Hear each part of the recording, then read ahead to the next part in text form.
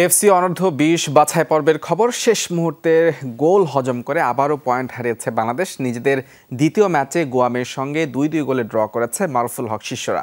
ভিয়েতনামে ম্যাচের 6ষ্ঠ মিনিটেই লিড নেয় বাংলাদেশ। জিসানের ক্রসে 5 হয়ে দলকে এগিয়ে নেন মিরাজুল ইসলাম। প্রথমার্ধের বাকি সময়ে আরও কিছু আক্রমণ তৈরি করলেও ফরোয়ার্ডদের ব্যর্থতায় ব্যবধান বাড়ানো যায়নি। উল্টো 75 মিনিটে পেনাল্টি থেকে গুয়ামকে সমতায় ফেরান সুন্তারো সুজুকি।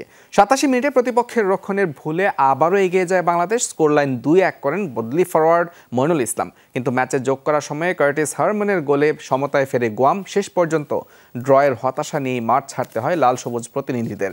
এর আগে নিজেদের প্রথম ম্যাচে সিরিয়ার কাছে 4-0 গোলে হেরেছিল মারুফুল হক শিষ্যরা। আমরা যেভাবে স্টার্ট করেছিলাম এবং আর্লি গোল হওয়ার পর আমি যেটা দেখেছি এবং যেটা বুঝেছি সেটা হলো প্লেয়াররা তারা ইন্ডিভিজুয়াল খেলা বেশি মনোযোগী হয়েছিল এবং তাদের খুব ইজি নিয়েছিল।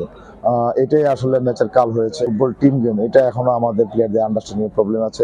দুবার আগানোর পরে আবার তাদের যেহেতু সেকেন্ড গোলটা আমরা করার পর আবার তাদের মনোযোগ সংযোগের প্রবলেম, এটাই আসলে মূল কারণ হয়ে দাঁড়িয়েছে।